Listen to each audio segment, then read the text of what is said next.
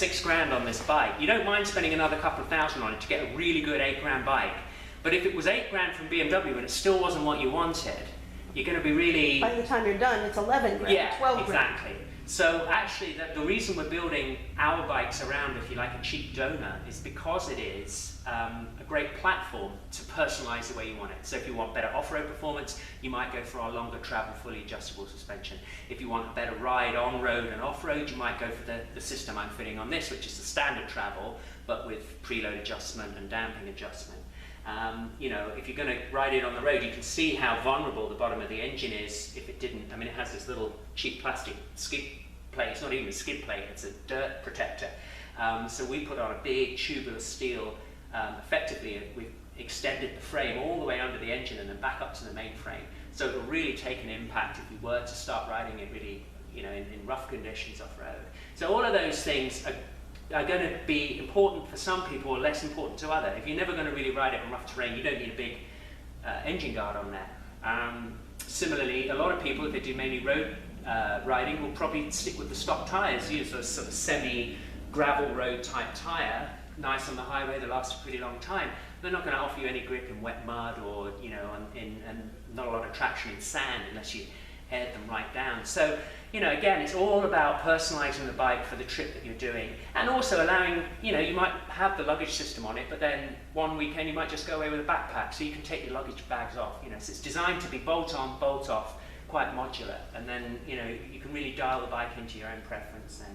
So it's the first job to do on both our Honda kit and also the GS is because the engine has no framework underneath it, you haven't really got a way to lift the bike off the ground to pull both wheels off, which you need to do to take the suspension off and you need to do to change the wheels out anyway. Now, the nice thing about this BMW is it actually has a pretty flat sump. It's a box section sump. So you could use a traditional garage lift, a scissor lift underneath there and support it, but we don't like to hold it really on the engine cases if possible, because it's, you know, you're taking the full weight on the bottom of the engine case there. So what we always say is fit our engine guard to the bike first, and then you've got a really lovely platform to support the weight of the whole bike. It's very stable like that. So this is actually the first production engine guard that we have from Rally Raid. We had a pre-production version of it that we tested out in Australia. Adam from Rally Raid and Amy Harburg, who's an Australian BMW rider, the pair of them were riding these bikes out in Australia, put them through their paces. They did over 10,000 kilometers, over 6,000 miles between them in about a week. It's an incredible ride. And they came back with some feedback about things they might want to tweak. And one of the things that we've done with our engine guard is incorporated lower engine bars to protect the side cases, and also this top bar here protects the bottom edge of the radiator. So if the bike fell over, you'd have, you know, you've got additional protection that keeps any impact away from the, you know, the vulnerable mechanics on the bike. And it bolts, as you can see, it bolts at the back underneath the frame, and it also bolts up here to the main frame, which means it's totally isolating the engine from any impact. And also it means that using these brackets that go on here, you can just drop the engine guard off. It's just 4 bolts, well 6 because there's 2 at the front here on each side, to access the engine for the oil change, use some plug to get the oil filter off and so on. But when it's fitted, it offers, you know, really substantial protection, which is something you don't really get on any original manufacturer components. And certainly there's nothing else for this bike at the moment that offers this kind of protection. Right, we'll make tight.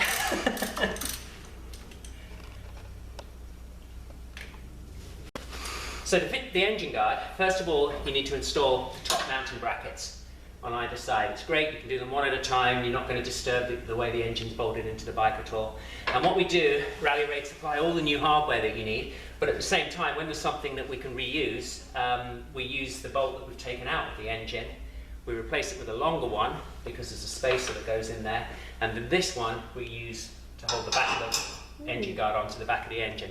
Saves having, you know, extra bolts, too many bolts, when they supply one that's the right size anyway. So I'm going to get on with this, and then we'll offer the engine guard up in a second.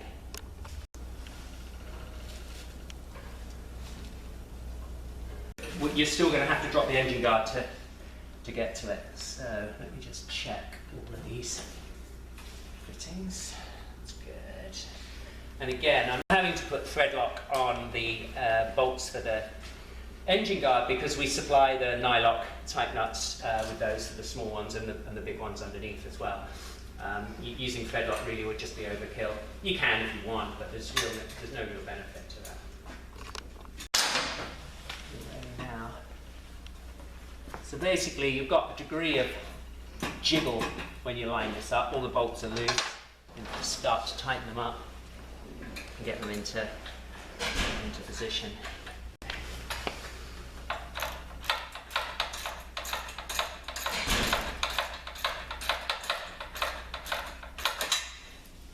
That's his plastic moulding business. It's just he's obviously not documented that until yet. You know what I would do?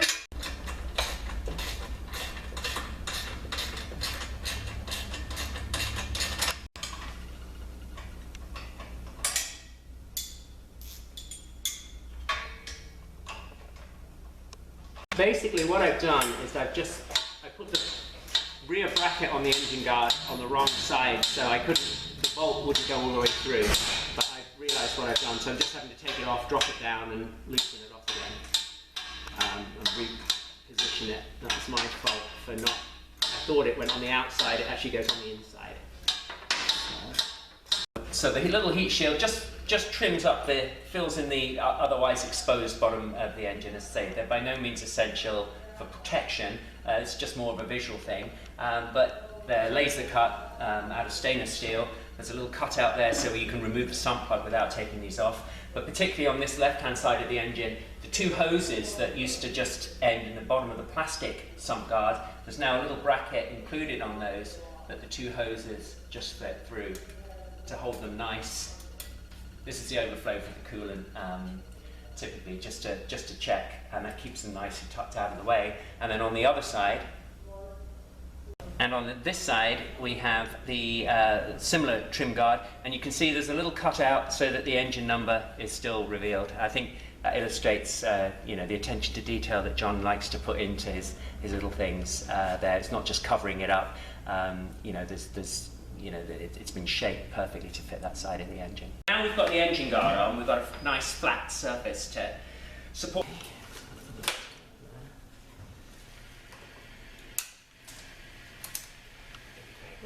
There's a tie wrap down here. Right here. Yeah, well that one can stay, I think. Yeah. I'm not no, maybe not. I'm not going to be able to take this off without. Okay. And the other thing that we're doing here is that this is the first time I've done one of these bikes, so it's a learning experience. So hopefully it's going to be a learning experience that I can share with other people who will be doing this at home, because the idea is this kit can be fitted at home in your garage. Although we're lucky to be working in a fancy dealer workshop here, we are just using basic workshop tools that you've probably got at home.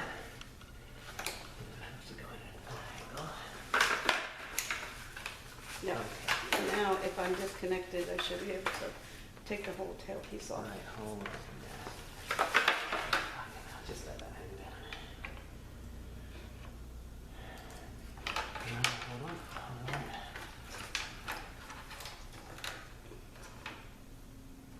What do we got here?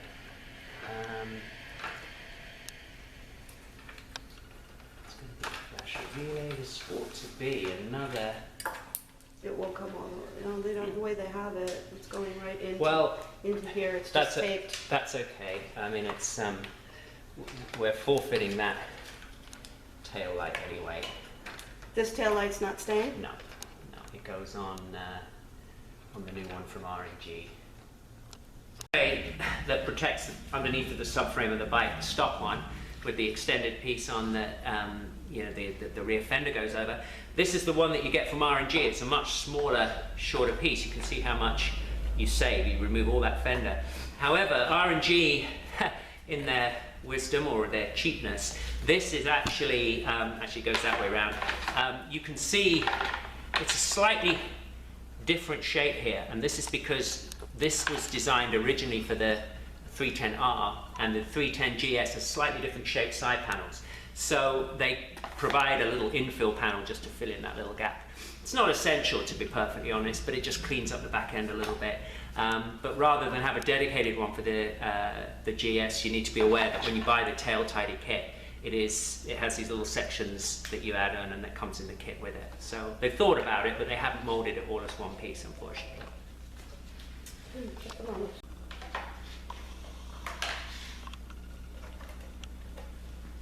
Yeah, I mean, personally, I would probably, I probably will just cut that off. Yeah, I don't know why. And then you have little pieces of plastic added to pieces of plastic. Yeah, well, as I say.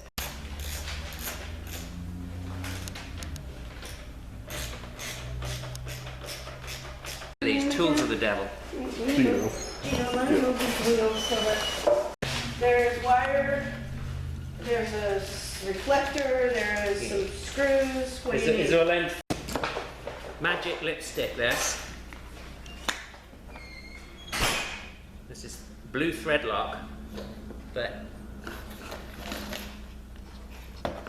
in a wax form rather than liquid. Oh, I like that. So it means if you carry it with you, it doesn't kind of potentially puncture or anything. Was that in your chuck through baggage? Yeah, That's probably what they were after. maybe. Yeah, I mean, I had there's some glue. So again, I'm just offering this back up onto the back of the bike now. This pretty much where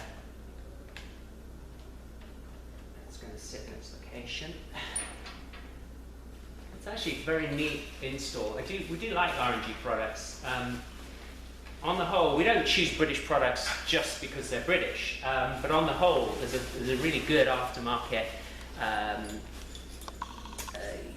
business in the UK making parts. I mean, R&G, Scorpion exhausts, Renthal handlebars. All of these products are products we buy and put on our own bikes, so it makes sense to offer those to customers at the same time as well.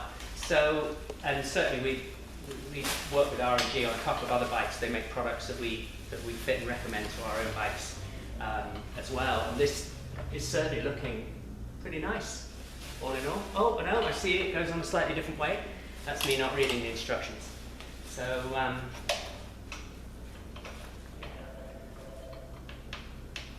so the under tray needs to go all the way up first. This goes underneath. There we go. That's it. Right. If you could just hold it there. Thank you.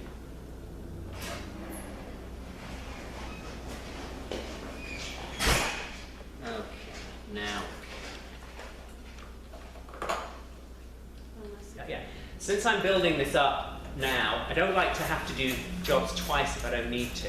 I mean, obviously, this is still a work in progress. Some bits may come on and off again during the build, because it's the first one I've done. But at the same time, I'm going to put thread lock on these little bolts on the back here. They're not really structural, but because they're at the tail of the bike, you know, the license plate flapping around over time. I mean, we're going to be riding this thousands of miles across the desert, down through Utah, Nevada, California, Arizona. That kind of vibration typically makes bolts come loose. So I'm going to put a bit of thread lock on those as well. And then we're talking and everything. But parts like this, I mean, once this is on, I don't expect this tail light to ever have to come off again. So you may as well. But I'm only using the blue thread lock, the medium weight. It's designed for assembly and disassembly. The red thread lock is the one that's what they call permanent or semi-permanent. That takes a lot to try and get it undone again. You need these? I'm going to see what it looks like without those. Those are little plastic infills. Personally, as I say, I don't really want to get the rear wheel off. I've got to take the wheel off anyway because I'm putting the spoke wheels on, but also pulling the rear wheel out makes it much easier to get to the shock to change, and also taking the shock out means it's much easier to get the exhaust to change as well. So if you're doing all three of those, it makes sense to take the wheel out, then the shock, then the exhaust. You can change the shock without pulling the wheel out, and you can change the exhaust without pulling the shock out, but it's much easier to work on the bike when it's all in pieces. It gives you a lot more room to get the wrenches in there and move everything around. So that's what we're going to do now.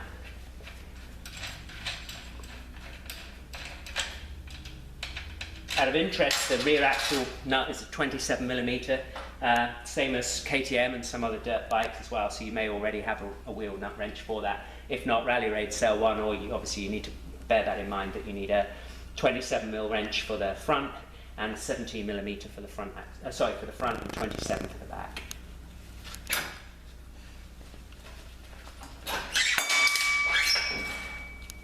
One other thing to bear in mind that John always reminded me about, the G310s come with ABS standard, which is great. There's no option not to have it. It comes with ABS from the factory, and for the first time on the BMW, it has a disengage button, but rather than having to kind of program it on the dashboard, you can do it as you ride along. You've got a button on the left-hand switchgear that you can just press. It disengages the ABS completely, and then you press it again, and it will re-engage it, you know, in a matter of a second or two, which is great. And it means that off-road, you've got the choice to completely disengage the ABS if you want to.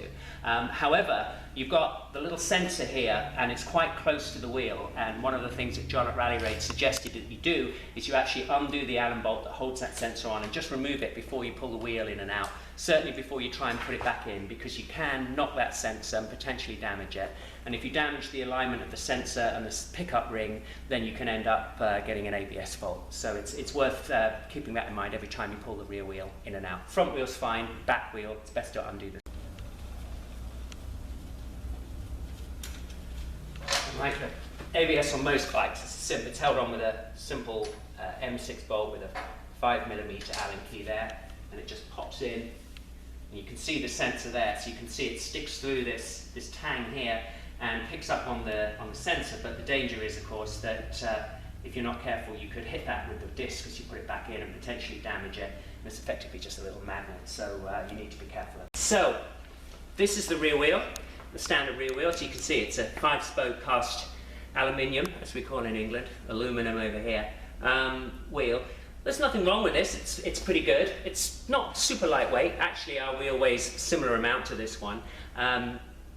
But what our wheels do, they're designed to be direct replacement for the OEM wheels. So the original brake discs, the original ABS ring, and on this side, the sprocket carrier, or push drive as it's called. Inside this hub, there's 3 big rubber blocks that take some of the shock out of the transmission, which is particularly important on a single-cylinder bike with power pulses like that, and also when you're riding off-road, you can get a lot of shunting through the transmission that potentially can wear your gearbox over long term.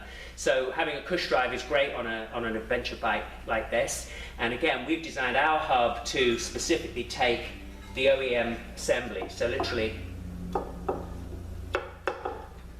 it just pops out like that. You can see the 3 rubbers there. Those come out, they go into our wheel, and that pushes straight back in. So it means that if you ever need to get new sprockets, new brake discs, or any other of the wheel parts, the wheel bearings, the Rally Raid wheels come with new bearings and new seals, but it means if you need to get any replacements at any point, you can just go to your dealer and pick up the parts as if it was a regular GS wheel. Here, this is an example of why we're changing the wheels out. So this is the stock tyre. It's what they would call an all-terrain but road-biased trail terrain tyre, touring tyre. They're okay in dry dirt conditions, you know, but they're not very good in soft or loose conditions. In comparison, this is the tyre that I'm fitting. You can see it's a much more blocky tread, much more open tread, so it digs in and bites into soft ground and loose ground. And particularly on the front gives you a lot of directional control, and on the back gives you a lot more traction, digs in and grips. So that's what we're going to put on. Now these tyres will fit on the stock wheels, and conversely the stock tyres will fit on our wheels, but what we're doing is fitting a set of spoked rims. They've got billet aluminium hubs. These are uniquely designed by Rally Raid to fit exactly onto the bike and to take all the original brake disc and the sprocket and everything, as we mentioned earlier. And what you've got is these super heavy duty strong spokes. Now these wheels are built to the same standard that we build our rally bike race wheels. I mean, they're super strong. I've had a set of these on my Honda now for 27,000 miles. Haven't had to true them, haven't even had to adjust the spokes. I checked them after the first maybe 5,000 miles. All the spoke nipples are true, and they've stayed true ever since. And I've ridden that at 50, 60 miles an hour through the desert, you know, hit rocks, pounded through washes and things, and they're super strong wheel sets. So again, what we always think is, you know, we'd like to design parts and fit parts that we'd want on our own bikes. And for the kind of riding that we do at Rally Raid, you know, we don't want our wheels to buckle or to fail or to, you know, to dent a rim or anything like that. I mean, obviously if you're unlucky you can damage anything, but we feel that these are a super strong wheel set, so you can kind of basically fit them and forget them. Torque specs, but once you start taking the bike apart and using it on the trail, like I said, you're potentially taking things on and off by hand anyway. So you kind of get a feel for what things are tight. I mean, the things that I do like to use a torque wrench on are perhaps things like steering head bearings.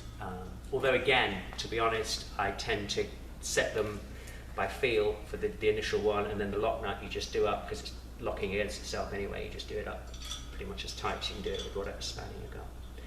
But the trick is not to use 2-foot-long breaker bars on anything, because you know, people can go way over the top with that, and that's why I'm trying to build this bike using the toolkit I'm having with me. There's only a couple of jobs that we've done that I've needed to use half-inch drive sockets just for the initial braking, but the reassembly, wherever possible, is always with the tools. Now, on a bike like this, it's not too heavy. On a heavy bike, you're never letting the tyres down less than about 20 psi anyway, because you need that pressure to support the weight of the bike. A big adventure bike, you can't air it down to like 10, 12, 15 psi like you do on a dirt bike. Not without danger of the tyre slipping on the rim, because on a big fat rim like this, you don't have rim locks like you do on a dirt bike. So really, you know, yes, you can air down a little bit for better traction in sand and soft conditions, but it's always a compromise. If you start to air your tyres down, you can also potentially hit the tyre, hit the sidewall. If you did unseat the sidewall on a tubeless tyre, the air would be out and you've got to reseat the bead. Now that's very difficult to do, because you can see on this wheel actually, this rim, I don't know if you want to do a close-up here, has got an extra inner lip bead, because the rims that we use are designed to be tubed and tubeless. So we're running this, which will have an inner tube end, but our tubeless version, the centre section is all sealed, and you've got this inner bead, and that holds the bead of a tubeless tyre in position. So it shouldn't come off the rim straight away if you did get a flat tyre. However, trying to seat the tyre back again if you're at the side of the road is very difficult. You know, you can do it in a workshop with a high-powered compressor, but that's another situation, and particularly if you've buckled a rim or damaged a rim, you may find that the bead, the tyre bead, will no longer seal tubelessly and the tyre keeps going down. So you're going to have to put an inner tube in it anyway. So we always say, if you're going to ride a lot of off-road riding, dirt roads, particularly away from towns, you know, in the desert, that kind of riding, take a tube with you and you know, tyre irons, just in case, you know, they'll get you going again. The trick is to always keep you moving, get yourself somewhere where you can do a more permanent repair. So it's always worth keeping that kind of thing in mind. While we've got the wheel out, gives us loads of room to work on the back of the bike, just to get the rear shock out. Now, this bike is quite simple, doesn't have a linkage like a lot of Japanese motorcycles do on the rear suspension. It's directly mounted to the top of the swing arm and to the frame up behind these side panels. So there's a couple of plastic trims you've got to take off. There's this little boot here that protects the bottom of the shock from road debris, and then these little side panels that will come off to allow us to get the top of the shock out. But as I say, we'll go through that, and by the magic of television, it will all come to pieces, I'm sure, in front of your eyes.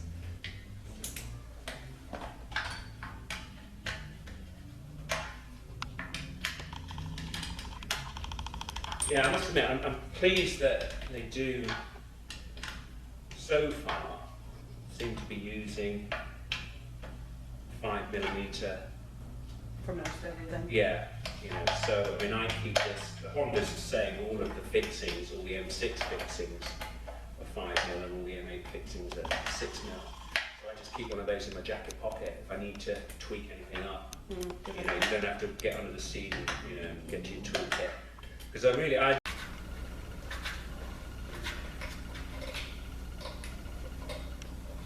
and they are pretty good, these guys. They have all, oh no, they have. Right. Oh, and that one didn't have a lot of thread lock on. John said when he built his demo bike in the UK, there was hardly any thread lock on any of the bolts apart from this one on the bottom of the shock. He said it was just a real pain to undo, but this one, they seem to have forgotten the thread lock on this as well. So,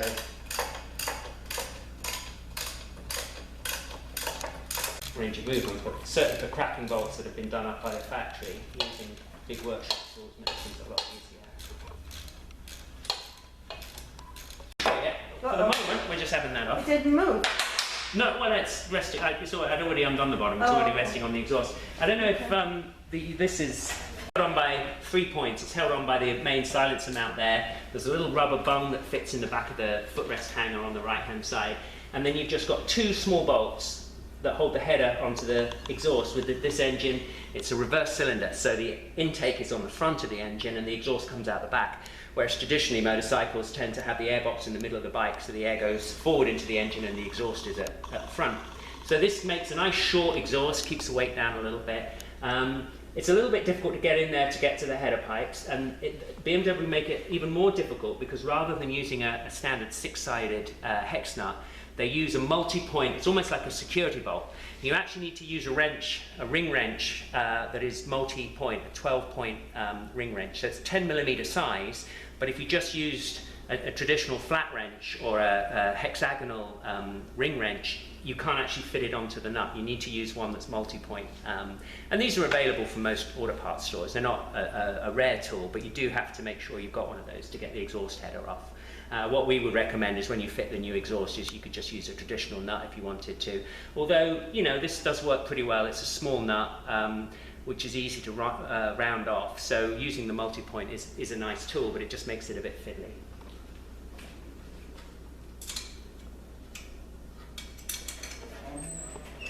What it does mean, of course, I would say, although it seems weird that they use this nut, because you've got limited access to get the wrench in there, having the 12-point spanner means that you only have to move it through 30 degrees rather than 60 degrees, which you'd have to do on a 6-sided hexagon, which means, you know, you've got, in limited areas for movement, it actually works pretty well. So I won't call that a criticism, just an observation. So again, before we can take the exhaust off, there's an oxygen sensor here that plugs into the header pipe coming out of the engine. It's a 22mm spanner. Again, you need an open-ended wrench for that because it's, you know, it's a tube and a pipe there. So that just needs to go in, and with any luck, it will do. There we go. It's not done particularly tightly.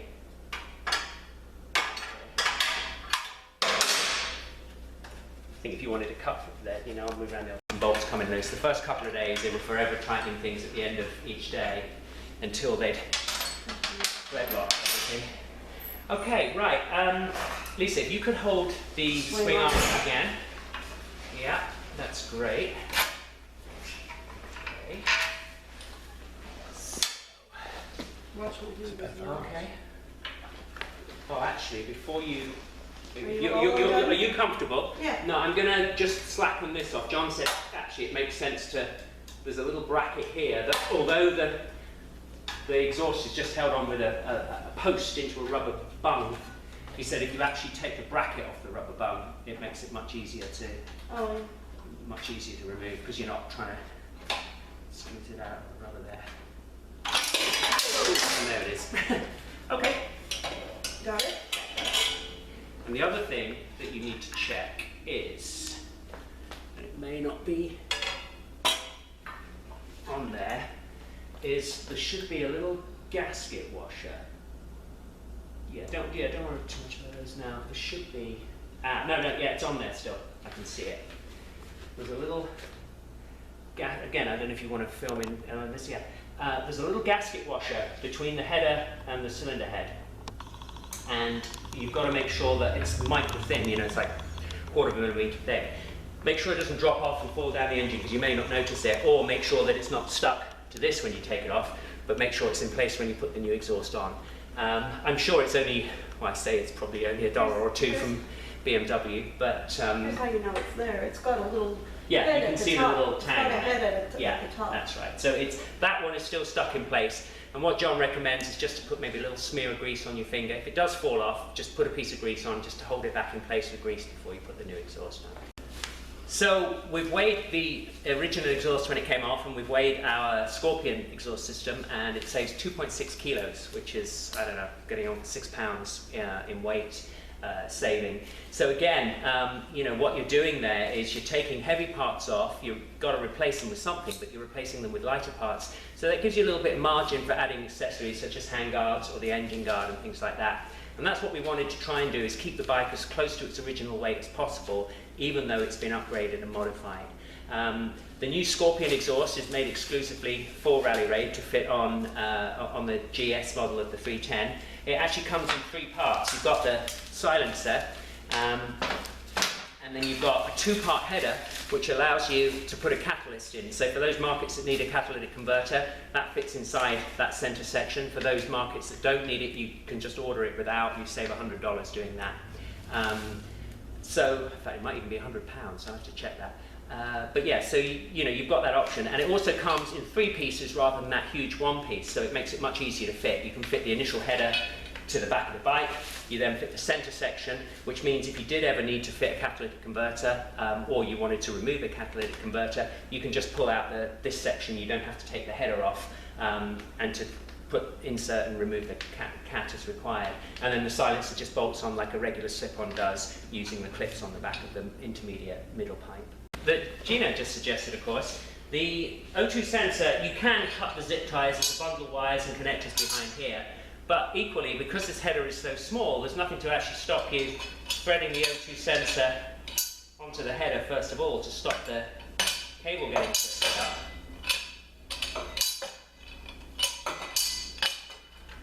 Before you then just fit the header in the usual way. So, top tip from Gino there.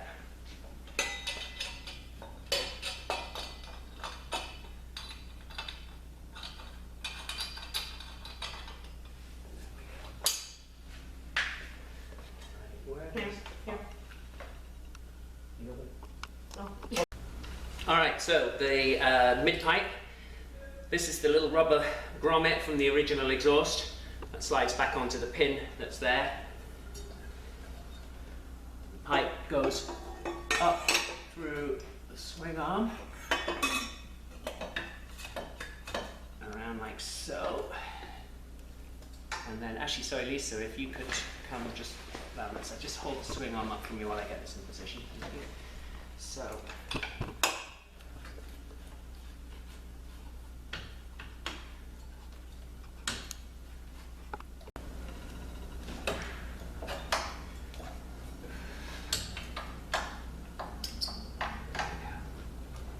And a little bit of blue thread lock, because as we know, these don't have any on from the factory.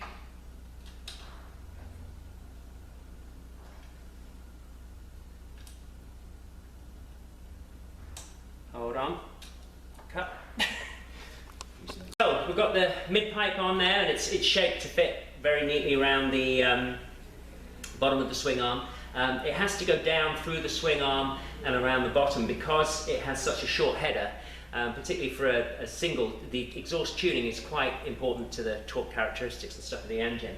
And where a dirt bike would normally have a much longer header coming from the front of the bike, and you could have a short little exhaust on it, this way you've had to shunt the whole exhaust system back, which is why you have this long header that curves around under the swing arm. And it's shaped, as I say, to fit. You've got plenty of room around there for the catalyst if that's where you need the catalytic converter. And because it's a 3-part system, we can get the shock in and out easily without the silencer being on here. So here is the shock. On the GS, it mounts this way up with the preload adjuster at the bottom, and it literally just slots straight in like that and that. I will put some blue thread lock on each of the bolts. Note, both bolts are actually the same length, so it doesn't matter which one is top, which one is bottom. But what does matter, like all the bolts on this bike, is that it doesn't have an awful lot of thread lock as standard. So we'll put the top mount in first. You just need to come back a little bit. Lovely. Okay.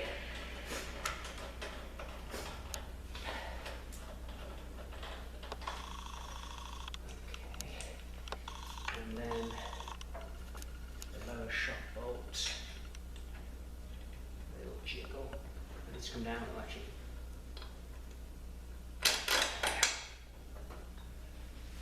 Nice.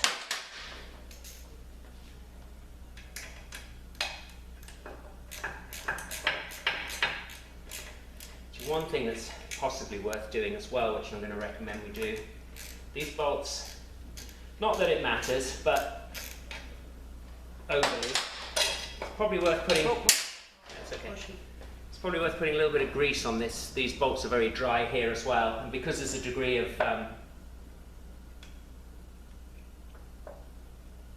pivot as the suspension moves through the bottom eyelet is on a bearing, on a bushing in the shock. It doesn't hurt to put a little piece of grease on the bolts as well there. So particularly if you're going to be pulling them in and out again in the future, right? You probably need to go for that. So again, these are little typical bottles you get in camping shop for putting pills and lotions and stuff in. They make great waterproof containers for a bit of grease, and I have another one that I put soapy liquid in, dishwashing liquid in water, helps as tyre lubricant if you ever need to change a tyre. And those are so small you can stash them under the seat, you can put them in your toolkit. Okay, down, move the swing arm down. Up a little. Thank you.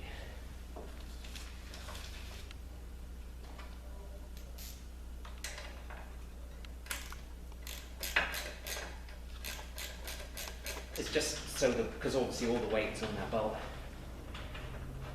Okay, I'm with you.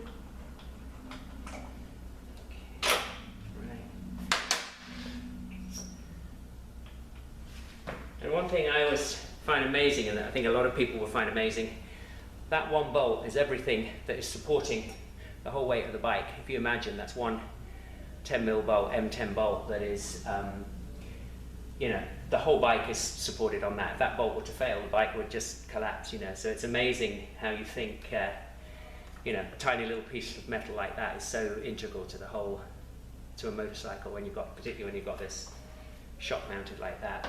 I'm amazed. Mind you, I'm also amazed that you bolt a warm winch on with 4 M8 bolts and you can pull a Jeep off the ground with that.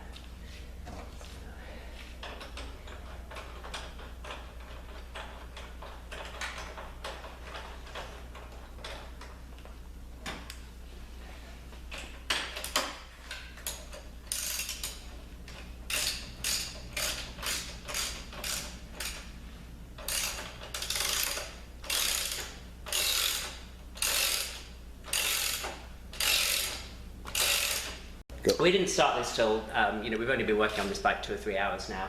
We always say allow a full day to fit the suspension and the wheels and the forks. So we're going to finish up for this evening, start again tomorrow morning, but we should be finished by lunchtime. Okay, so we've got the header pipe and the mid pipe on with the new Scorpion system. This is a silencer. It's a brushed stainless steel finish. We really like these Scorpion pipes. They're made in the UK. They meet all the EU emissions and noise standards, which is good.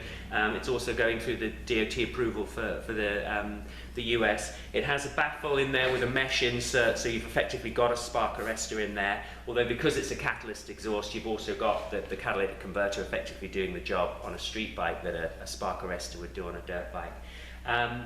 And the can comes in 3 different finishes. They do a titanium finish and they also do a ceramic black version as well. So I've blacked out bits on this bike. I was tempted to put a black exhaust on it, but I thought it'd be a bit much. So I've got the nice polished, brushed stainless one. And it's what they call a slip-on, and it does essentially just slip on, as they say. That fits into position there. They're held on with springs, like a lot of race-style exhausts there. So it means that if you did want to take the system apart, it's easy to take apart. And then there's just one bracket here that I'll be bolting on in a second that mounts it up onto the existing exhaust mount, and you use the existing bolt from the old exhaust to hold that on there. There's a couple of other things I'm going to do at the back end of the bike here as well. I'll just show you. I'm going to have to walk across the screen here. That's an edit. One thing I'm going to pull off here, it's certainly not essential. I wouldn't say I even recommend it. But the one thing I noticed on GS is that the chain guard is just a very simple plastic chain guard. Now again, from a construction and use point of view, the chain guard has to extend beyond the rear of the sprocket, and it helps to keep any dirt and debris off being flung up underneath the bike. However, what a lot of people do, and I do it on the Honda, is I cut it down a little bit, makes oiling the chain a bit easier. But I noticed on the GS, as I say, that it seems to be something that you could quite easily remove. So I'm going to pull that off as well, just to see. Just do that, just holds on with 3.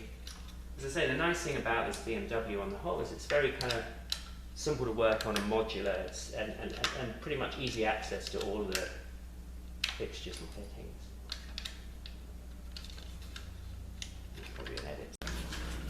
So yeah, so there's just 3 bolts that holds the chain guard on, simple, another plastic part.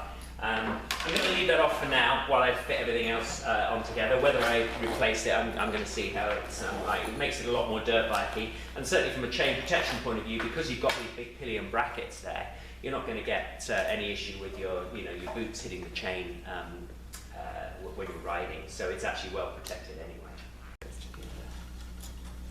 Right.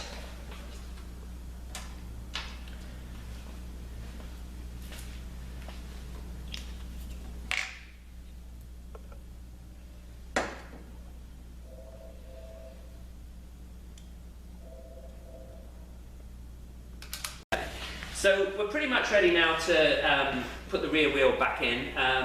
I've gone through the system. The nice thing, if you're doing the full conversion, it makes sense to do it in a set order, but the nice thing about the Rally Raid kit is it is very modular. You can just do the suspension, you can just fit the exhaust if you want to save a bit of weight and have a nicer sounding exhaust. You can just fit the wheels if you like the look or you're worried about the cast wheels.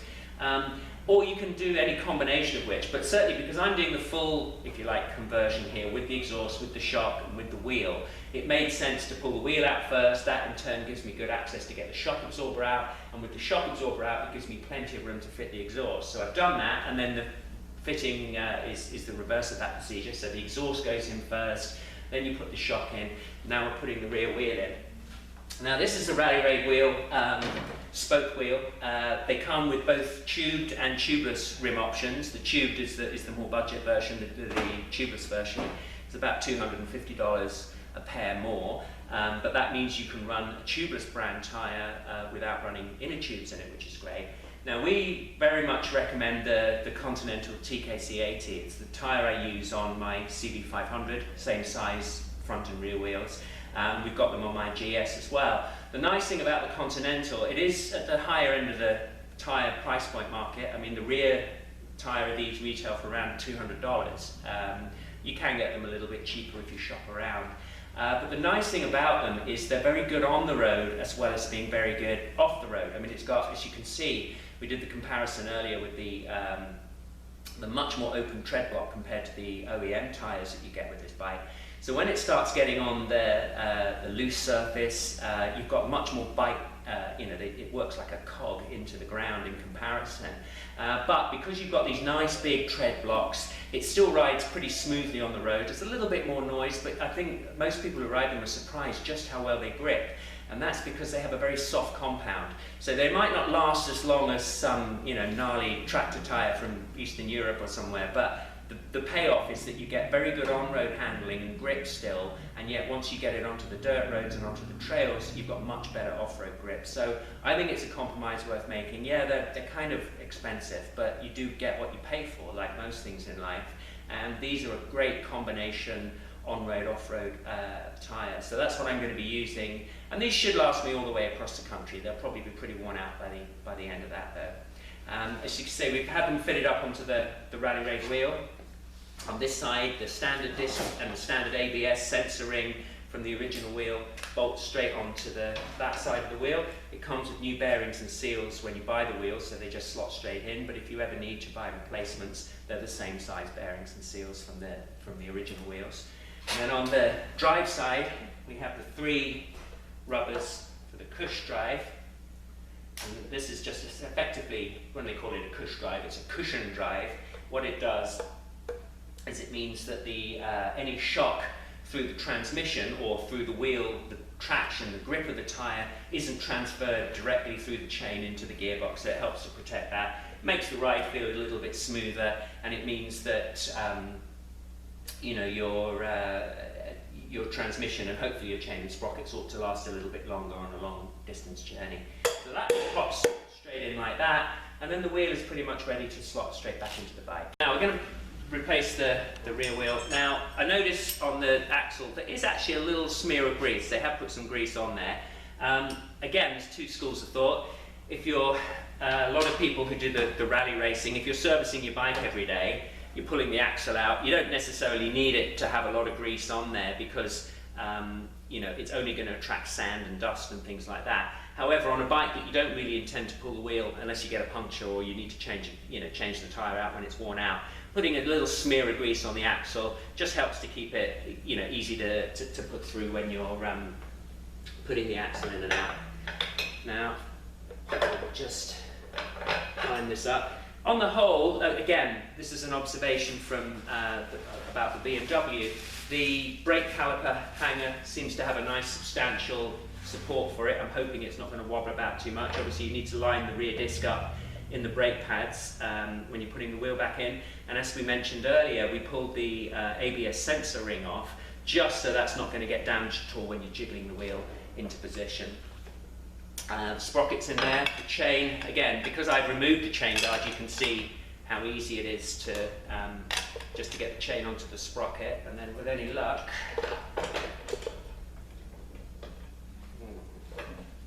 hold on, I will get there.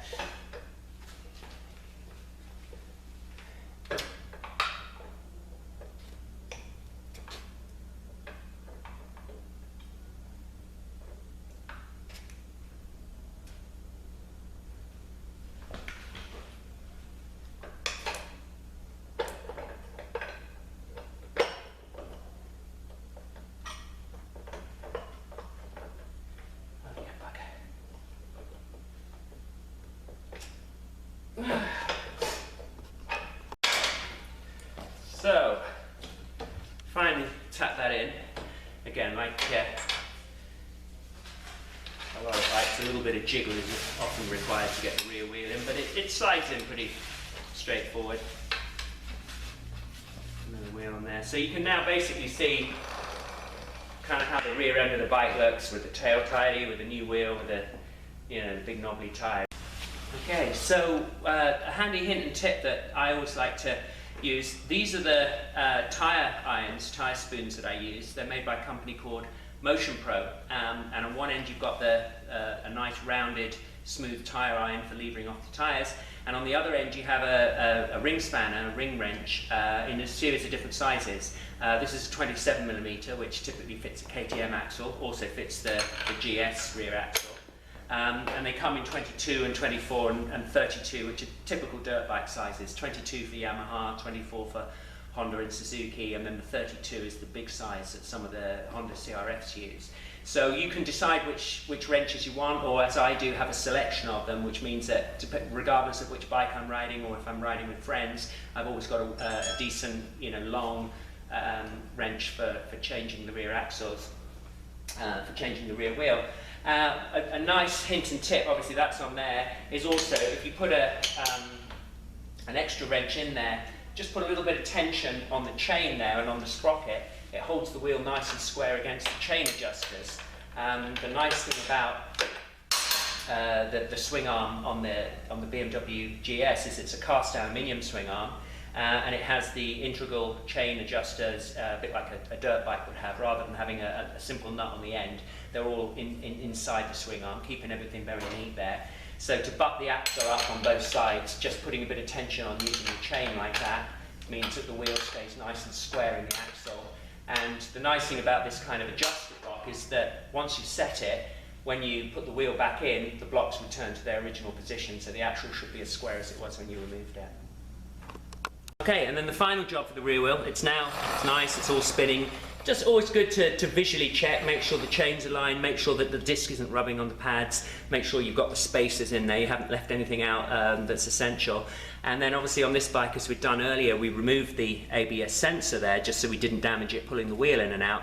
So we need to replace that. That goes in there, and the screw, a little dab of blue on there again, because as I say, nothing, you hope that it's not going to come out, have to come out very often.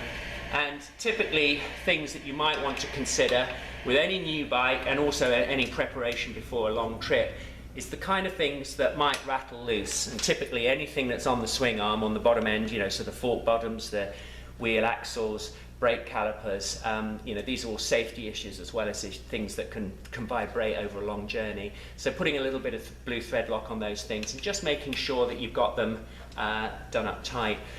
Obviously, the workshop manual will tell you you should have a series of torque settings for various things, and I would certainly never say don't bother with that, but equally something to consider is if you're with items that you may be removing or having to service on and off the trail, I always say try and fit them with the tools you're going to carry with you and torque them up by hand, because you don't want it too tight that you can't physically undo it with the little tools that you may be carrying with you. Obviously on critical items such as engine mounts, swing arm mounts and shock absorber mounts and things, it's certainly best to use a torque wrench. But certainly with the wheel axle, I always fit my wheels with the tool that I'm going to have with me, just in case I need to take it off again if I get a puncture. Okay, so now that all the key physical parts are back on the bike, the new parts are back on the bike, I'm just going to go through and put a few of the extra guards on, the chain guard again, the shock protector, and also there's one, I'm going to put the exhaust heat shield on as well, the heel shield. Okay, so at the front end, we need to swap the front wheel out, as we did with the rear for the spoke wheel, but also we need to remove the fork legs, because in the right-hand fork leg there is the mainspring and the damping valving. The left-hand leg doesn't really have any spring assistance in there. It has a helper spring that helps the mainspring, it's an assistant spring, but all of the adjustment is done on the right-hand leg. So there's a replacement preload adjustable cap, a flush fitting preload cap that sits there so that you can adjust the fork preload to set your sag. And we changed the oil in there and put a new revised oil weight to match the new revised spring that we're fitting in there. So because of that, we need to strip pretty much the front end off the bike as well. Changing the wheel is just a case of undoing the pinch bolts, pulling the axle, swapping the wheel out. However, because we need to remove the fork legs, we need to take the front brake caliper off and the front fender and so on. So I'm going to start on that strip down now, and that means it's much easier to work on again. We talked earlier about the Motion Pro tyre levers. This version is my 24mm one, which I use for my Honda axles, and it comes with an insert, they're available in different sizes, that gives you a 3/8 socket drive. So it means that you can use that as a socket wrench even if you haven't got the correct size ring spanner, which is again adds more versatility. Means you don't have to take a big breaker bar with you on the bike, because you're actually using the tyre iron as your breaker bar. Okay, so earlier I referred to the rear axle is a 17mm nut. The front axle I presumed was 17 because that's kind of the industry standard, but no, BMW, they use an 18mm front socket for that. So there we go. To crack the wheel nut on there, it's actually 18mm that you need for the front axle nut.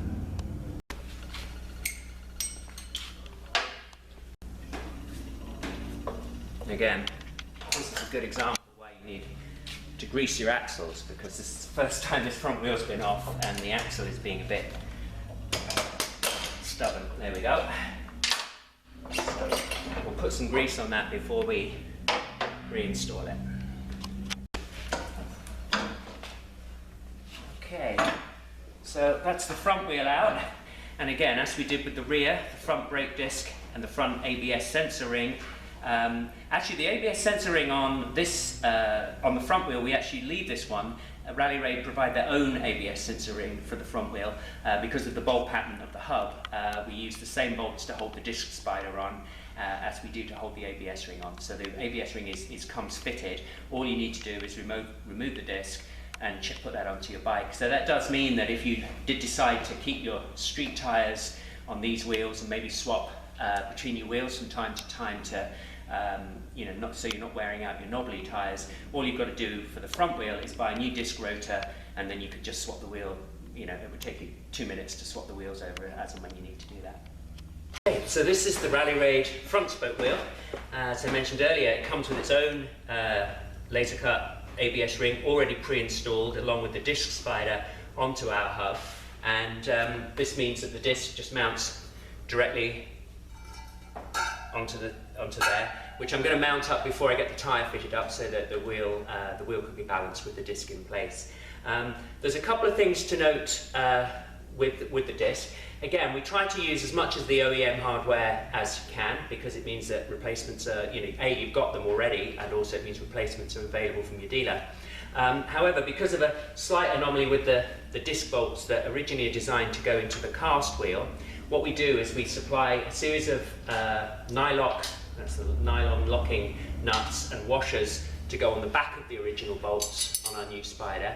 However, we noticed in the initial fitting and development that the bolts are slightly too long because of the design of our hub. It doesn't matter on most of them, but the bolts are slightly long and they can hit the castellations on the hub. So what we suggest you do is just put these small ring washers, which are again supplied, before you then put the disc bolt in, and that means the bolt stays away from the hub and everything just bolts directly straight up.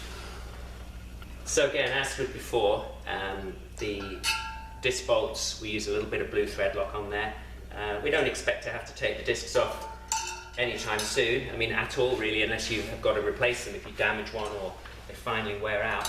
But it makes sense to on any high tension parts to use a little bit of thread locker there. The order, the OEM disc bolt, a little bit of blue thread lock, the thinner wide diameter washer that fits completely over the wheel nut bolt, that goes in through the disc, in through the Spider, and then you use a regular washer on the back, followed by the nylock nut.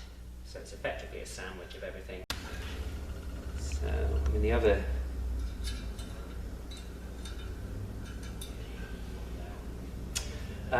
as I say, because we're using nylocks on these disc bolts, it's not essential to use thread lock, but personally on things like disc bolts I always use a bit of blue thread lock. It's always just belt and braces really. Okay, so we're going to do the right hand fork leg first, only because I'm on this side of the bike, but primarily because that's the one that takes the most work. That's the bit we're changing components in. As I say, the caliper is on the left fork, which is traditional for most Japanese motorcycles, for example. Same with BMW with a single disc bike. So we're taking this leg out. One thing you just got to remember, the brake hose comes down the right hand side and loops over down to the caliper, so you do need to remove this brake clamp as well before you can take the fork leg out. And then it's very simple and straightforward.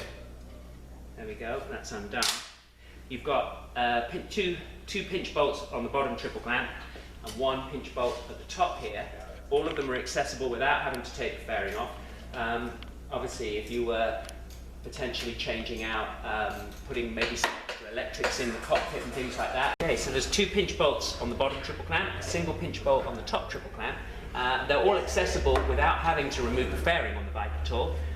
So particularly if you're using a relatively small tool. Again, this is one of my favorite tools. This is a 1/4 inch ratchet drive that obviously takes sockets, but it also takes an adapter with a series of different Allen bit bolts, which means that you can pretty much have a small compact ratchet that works on any fastening on this bike, which is really handy, and it fits, you know, it's easy to fit under the tool, fits in your little tool pouch under the seat. So once the pinch bolts are loose, you do need to be careful that it doesn't come flying out, but there you go, one fork leg.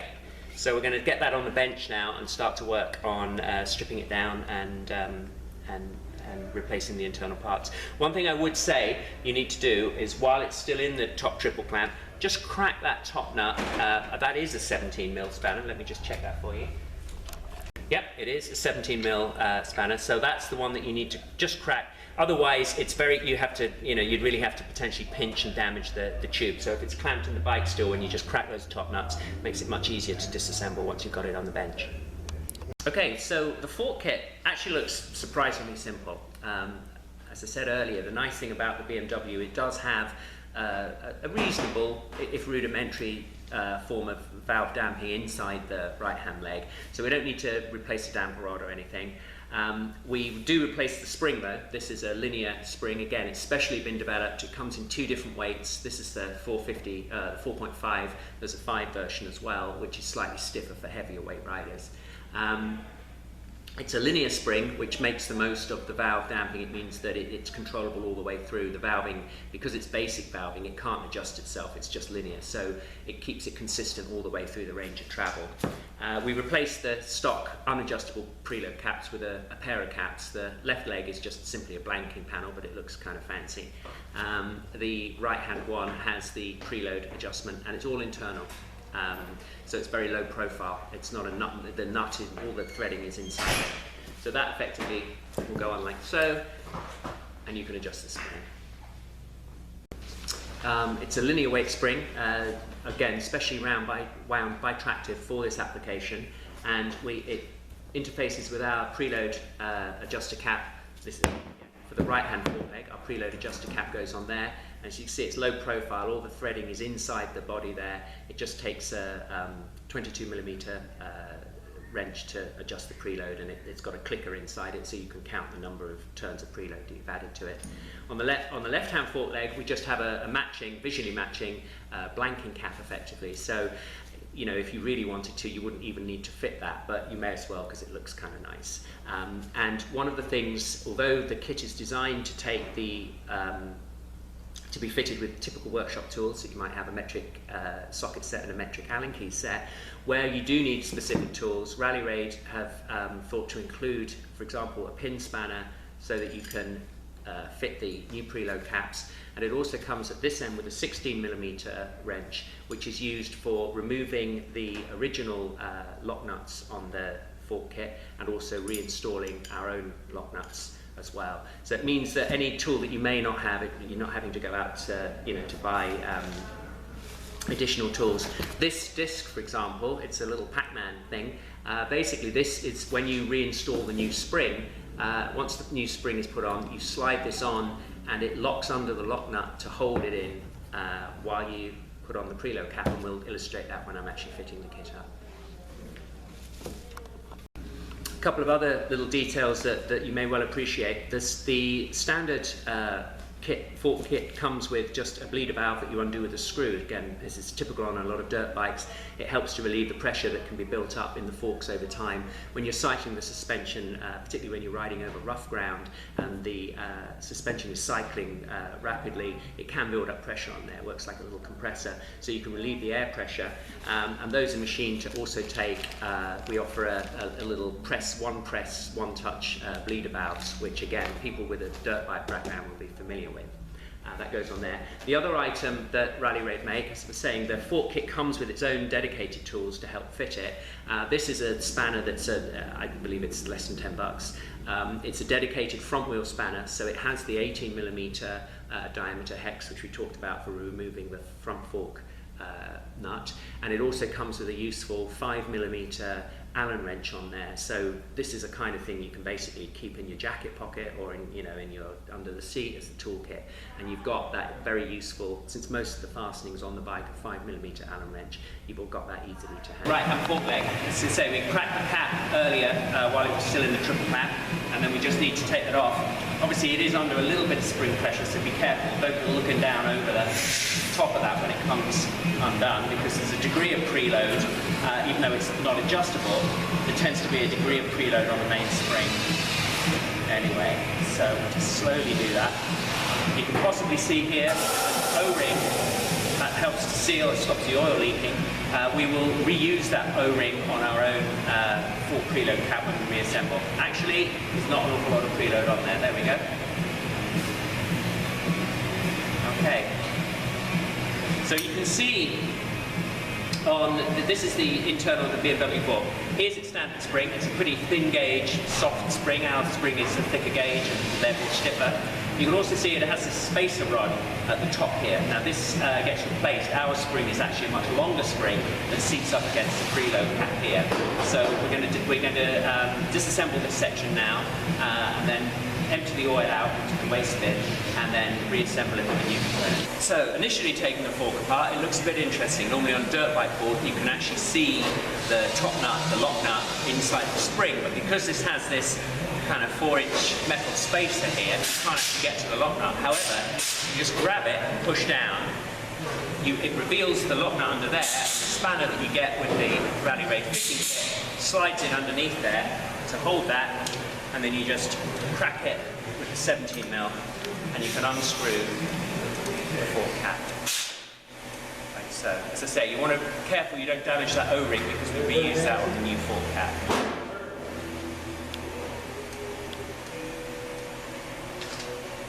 So this is the section where you may find the spring preload starts to come undone. Okay, so it will come off with a bit of a pop because, as I say, the spring is under a degree of preload from the factory.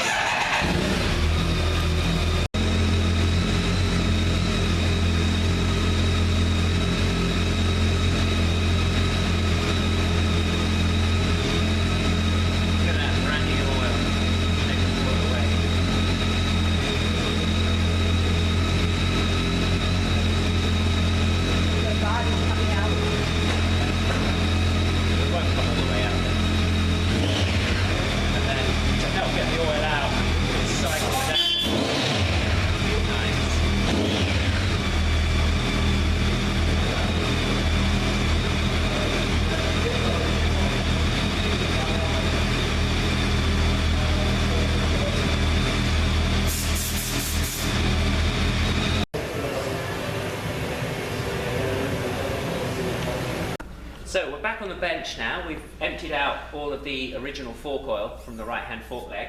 This is it, fully compressed, as you can see. Obviously, that's it, not fully compressed. And what we're going to do is replace the internal parts. Now, what came out of the bike was the original fork spring, this little plastic bush center spacer, a interesting 4-inch little metal tube, a little metal top hat, and the original fork cap that went on like so. And this is the rally raid spring that effectively replaces all of those internal components together with our own preload cap that goes on the top. So when the two do it together, it's exactly the same height as what came out of the bike and retains the same travel. But what you have got, and you can see here quite different, is you've got a much longer spring. So although this spring is sufficient for the amount of travel the bike's got, the coils are that much slightly closer together, they could potentially get coil bound. And because they're quite a soft spring as well, the spring tends to squish very quickly. This offers a much more, not progressive because it's linear, but it offers a much more supportive rate all the way through, and it's a stiffer spring. And it just does away with all of that gubbins, so technically it's lighter as well. But it just, it makes sense. I think to be perfectly honest, I imagine this spring, and the reason they use a spacer is this is possibly used in other vehicles and it's bought in, whereas obviously the tractive spring has been specifically wound to be a direct replacement and to offer the maximum performance and the maximum length, so it's a plush spring all the way throughout its travel. Okay, as I say, the fork kit comes complete with this pin spanner and 16mm spanner, which is used for undoing the lock nuts on the original forks. You need a 17mm socket to take the original preload caps off, and you'll need a 22mm ring socket. So, first job, as I say, we discard all of the original internal components, including the small lock nut that holds the preload cap on. And we have this new preload adjuster cap here. It's a spacer. The reason it's a certain depth is should you wish to add additional preload rings in there to add more preload, we don't feel you do, to be honest. The spring rate plus together with about the 9 to 10mm of preload that you have on this fork cap is sufficient. But should you wish, if you are a very heavy rider and want to add more preload, I mean, I would suggest if you are a heavy rider, you go for the heaviest fork spring, and then if that's still not sufficient, then you'd add extra preload rings. But the idea is that you thread on this lock nut, it butts up against the preload cap here and gives you that full range of preload adjustment once it's on there. So that screws all the way on.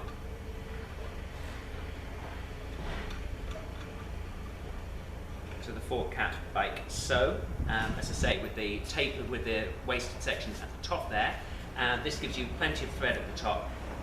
You only have to lightly seat that finger tight because you're going to use that as the lock nut to tighten back up onto the preload cap once we've installed the spring. Once that's installed, put the fork down and you need to fill up the fork. We suggest you start with 450mm. Okay, so place the fork with the outer slider completely depressed on there, and you need to initially fill the fork with 450ml of oil. We suggest that's a sort of good base level. We will then set the air gap just to dial it in correctly to what tractor specifications are. But obviously with a typical litre of oil, you're using just under half of one of these bottles of oil. So with the fork on the ground and the outer fully compressed down, you can see there's the damper rod with the new Rally Raid lock nut just finger tight in place. And we're going to put 450ml of oil. Now typically that's just under half one of these bottles. It's got a scale up the side of it there so you can gauge how much oil you pour in. 450, this is 5-weight oil, so it's quite a lightweight oil. That will make the suspension very responsive. Because obviously we've got the support now from the stiffer spring, but we want we want to get the best damping effect for it, particularly when you're talking about an adventure bike where you're riding multiple terrains with small high-speed stutter bumps and bigger bigger things that you're hitting, the nice thing about having a lightweight oil, it makes the damping very reactive. So at the highest speed, the stutter bump type riding, it's nice and smooth. So fortunately this is a litre, so that works. I don't have to convert from quarts. So I'm just going to put in, as I say, 450 mil.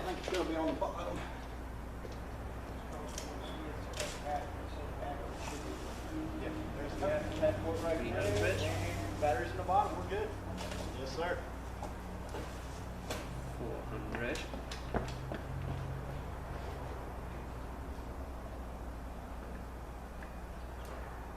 Right, that's about 450. And then that oil is not going to come out of the top of the fork. There's more capacity than that. And then what we suggest you do is you take the damper rod and you cycle it through a few times, just to purge the air from the bottom of the fork. Let the oil flow back down into the base of the fork inner. So you want to cycle it through probably a good dozen times really, just to make sure all the air bubbles are out of the oil there. It'll give you the most accurate oil level rate. And then we recommend the air gap, that's from, again, fully compressed, from the inside, the top of the inside to the oil level is 120 millimeters. So I've got a little, this is quite a handy thing, it's a little 6-inch rule, it's a 150 millimeter rule, which I can use just to dip down to 120, and it is just a little bit over the oil. So I would say the 450 mil is pretty much bang on exactly the level that you want to use. You certainly don't need any more than 450. I may have put a little bit more in there anyway. So that's great. That means the air gap is correct based on the weight of the spring and everything on there, and we can now just assemble the fork spring. Okay, so to install the fork spring, pull up the damper rod a little way. The spring itself just drops straight in. It's slightly tapered. At the top it's slightly thinner than it is at the bottom, it's slightly smaller diameter, and that's where it seats into the preload cap. So the fat end goes down. Let me just pull that damper rod up, because obviously you don't want to lose the damper rod. There we go. And what we need to do, and this is where you possibly do need some help, is we have the additional tool that Rally Raid provide. You've got to pull the damper rod up through the spring.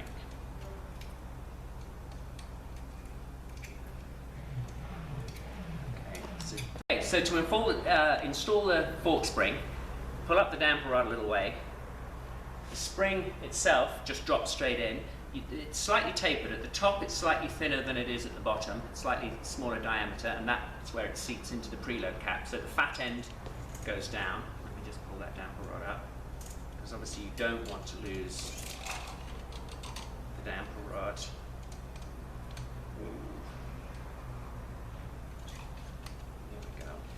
And what we need to do, and this is where you possibly do need some help, is we have the additional tool that Rally Raid provide. You've got to pull the damper rod up through the spring.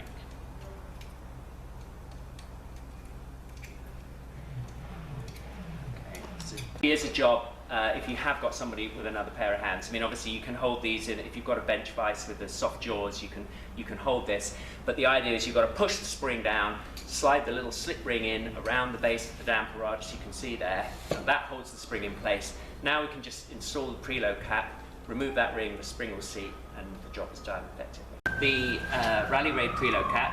This is the original flat preload cap, which we need to remove the sealing O-ring from. And it's actually got a little bit of oil left on it already, but what I always like to do is just smear that with a little dab of oil once it's reinstalled. Okay. So just put a little spare, you've got plenty of spare oil of course, because you are only replacing the oil in the main fork leg on this conversion. Just put a little bit of oil on the threads and on the O-ring there. And then the cap itself, threads are clean, screws on. When you do screw this on, make sure that the preload adjuster is backed all the way out. They come supplied backed out, but just double check that that isn't all the way down. Screw that on until it seats lightly, and then you need to hold the top nut, the center adjuster, with your 22mm spanner, and using the rally raid spanner, rotate the lock nut up on the rod.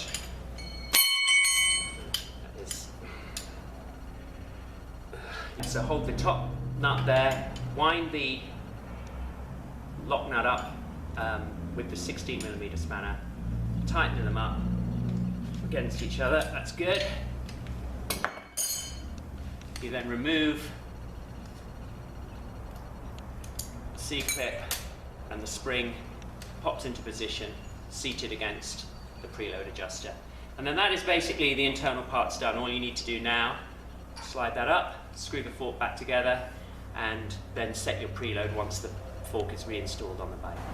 So again, to finish, once the spring is seated on the preload seat inside the cap, you slide the gold fork up, and then you have the rally raid, the other end of the rally raid pin spanner sits into the two holes there, and you can just install it onto the fork leg, like so. And again, like all things, it's best to do the final tightening once the fork leg is back in the triple clamps, and you can just nip it up with the spanner.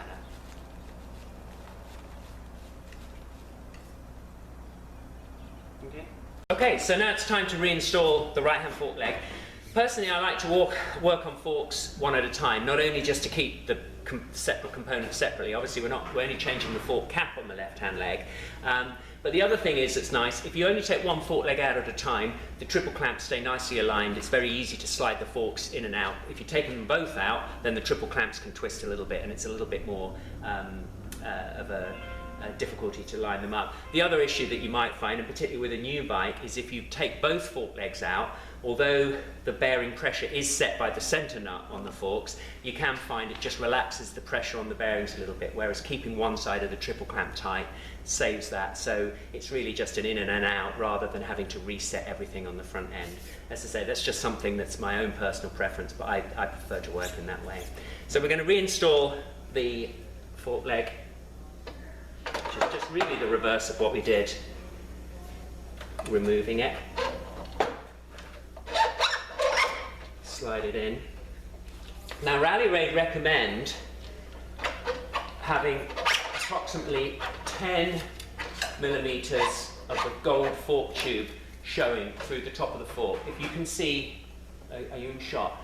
You can see the fork at stock has about 6. See, as the bike, as it came from the factory, or my bike came from the factory, has about 6 millimeters of gold showing there. Rally Raid recommend 10 millimeters. Obviously that's personal preference. Sliding the forks through the triple clamps up or down is going to slightly change the steering, the head angle, which changes the steering. But the 10 millimeter from the top of the fork cap to the top of the triple clamp is a good standard to set it by, and then you may want to adjust that once you start dialing in the suspension for your own preference. Okay. And again, the initial reassembly, don't do everything up too tight yet, just get it all placed, make sure it's in the right position that you want it. We're going to, now the fork is reinstalled, we can just use that 22 millimeter spanner, the pin spanner that comes with the Rally Raid kit, just to snug up the fork cap, and then obviously that side. So we've got the front wheel built up with the TKC tyre. It's a 110/80 profile 19-inch front tyre, which again is pretty much the OEM fitment. So if you want to, you can put your standard tyres back on the Rally Raid wheels, but most people, if they're going to change them out for spoke wheels, are probably going to put slightly more aggressive tread on. So, you know, this is the matching TKC 80 that we have for the rear. And as I say, we'll just line it up. Hopefully it's all going to go together.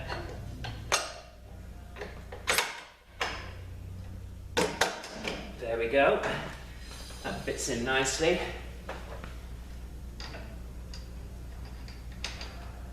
The axle box. I'm going to put a little bit of thread lock on that as well. Okay. So the axle nut, I put a little bit of thread lock on there. It's not essential because all this is really doing is tensioning the axle onto the bearings. The pinch bolts are what hold the axle in place, of course. But you know, as I say, we're well aware on this bike that there's very little thread lock and everything. And then this is one of the Rally Raid spanners. It's, I don't know, it's about $8 I think if you want to buy one. It's not expensive, but it's perfectly the size for that axle nut. And it has the 5mm Allen wrench on there, which is useful for pretty much every other fastening on the bike.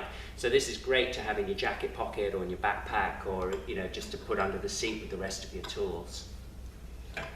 So we'll tighten that up. And again, what I would suggest is do it up only as tight as the tools that you're going to carry with you. As I say, it's not essential that this is particularly tightly done up, because the axle itself is held by the pinch bolts, and then this 5mm Allen key is perfect for tightening up those pinch bolts. So you can remove the whole front wheel with just that tool from Rally Raid. So that's the wheel bolted up, spins lovely and true. The only other thing I did as well for fitting the wheel, although it's not essential like it is to do on the rear, is I did loosen off the bolt that secures the front ABS sensor and just slid it out of the way a little bit just when I was putting the wheel in and out, that I wouldn't damage that. So that just needs to be nipped up again with a 5mm Allen wrench. Okay, and then the final job is just to replace the front fender. It's good. It comes on with 6 M6 bolts. Again, they have the 5mm Allen bolt, just as you know, pretty much all of the bodywork fastenings on this bike do. So all you need is kind of a tool like that.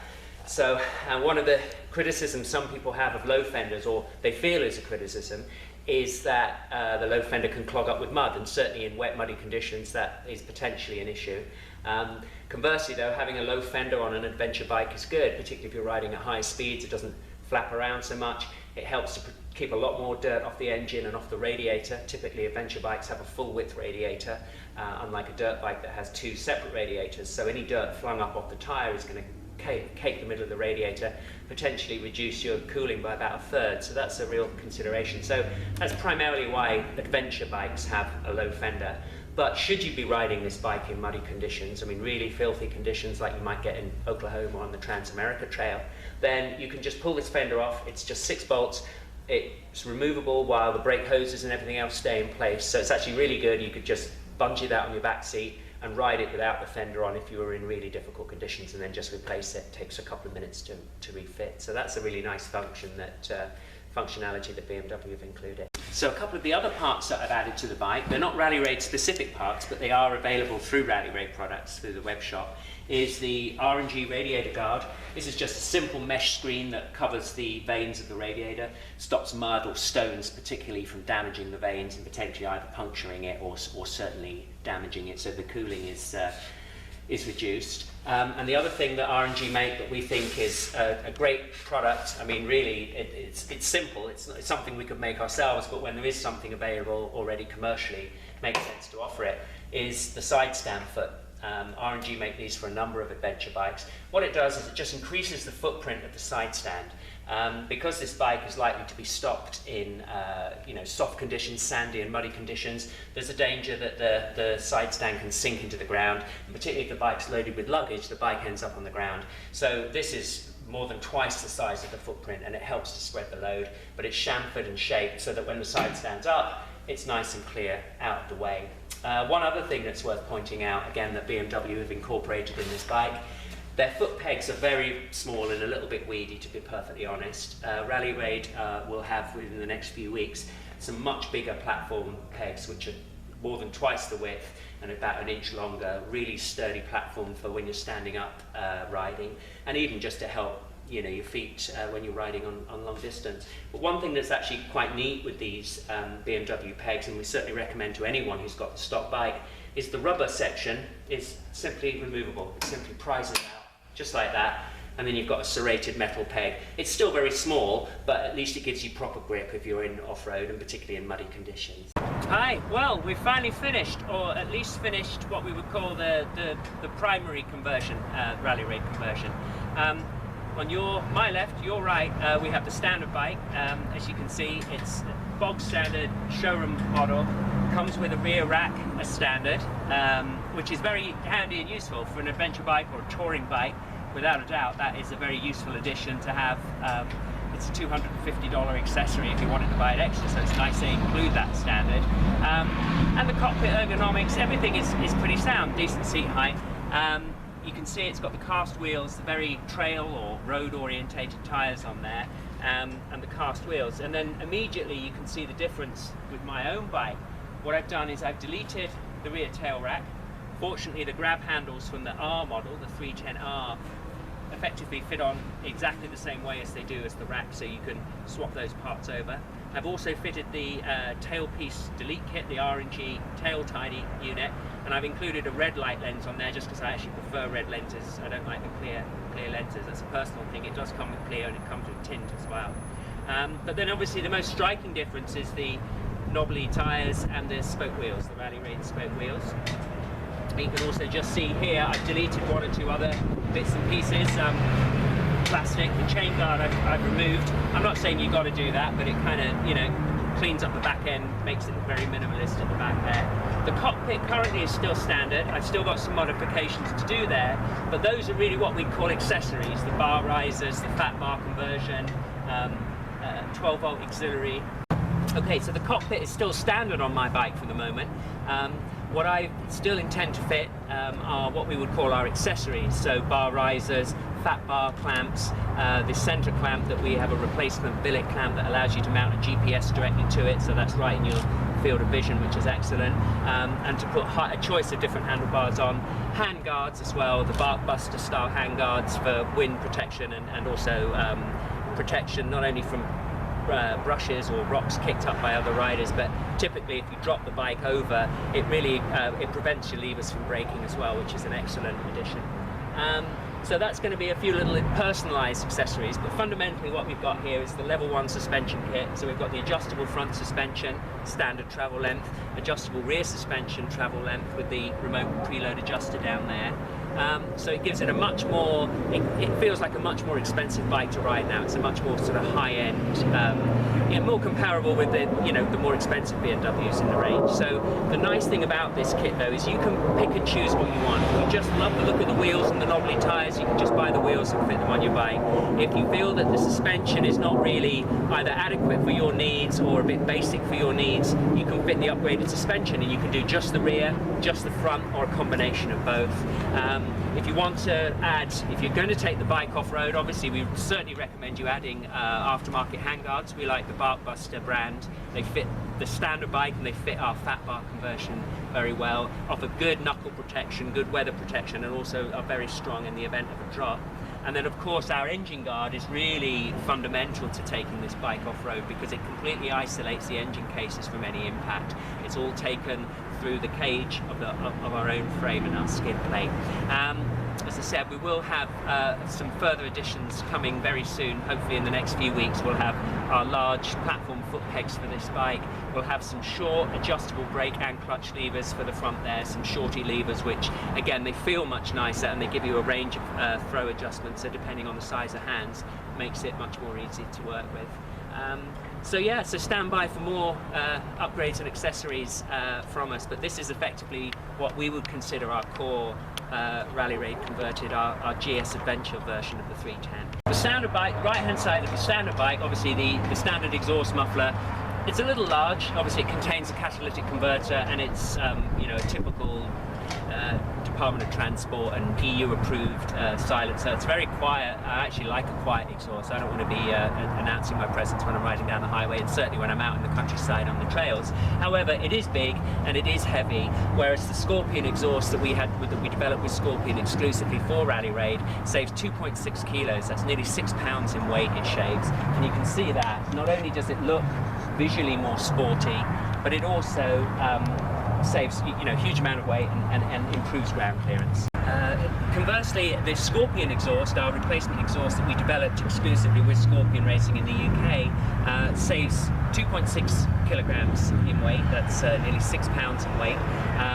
It has the option of a catalytic converter or not, but it's mounted in the mid-pipe there, meaning that the silencer itself can be physically much smaller, much neater, improving ground clearance here, and just, it looks a lot more sporty as well. It's got a nice tone, it still meets EU noise regulations and will meet the US noise regulations as well. It has a removable baffle, but it's really too rorty with it out. And if you leave the baffle in, it works as a spark arrestor as well. So if you're riding in those areas that you do need a spark arrestor, you can rest assured that you're compliant in that regard. Finally, a personal indulgence that I did on my own bike. As you can see, the standard bike, this is the black paint colour scheme, they call it Cosmos Black, but it does come with these silver highlighted panels, typically as BMW like to do. The tail section under the seat and the radiator shrouds are silver. I kind of preferred the more stealth look, so I got those colour matched here. The dealer did an excellent job, their paint shop, just blacked them out a little bit, and I just think it makes it just look a little bit more chunky, a little bit more, you know, a little bit more mean looking. So I think really now the bike has barely got 10 miles on the odometer. It's time to break it in and then go out and hit the trails.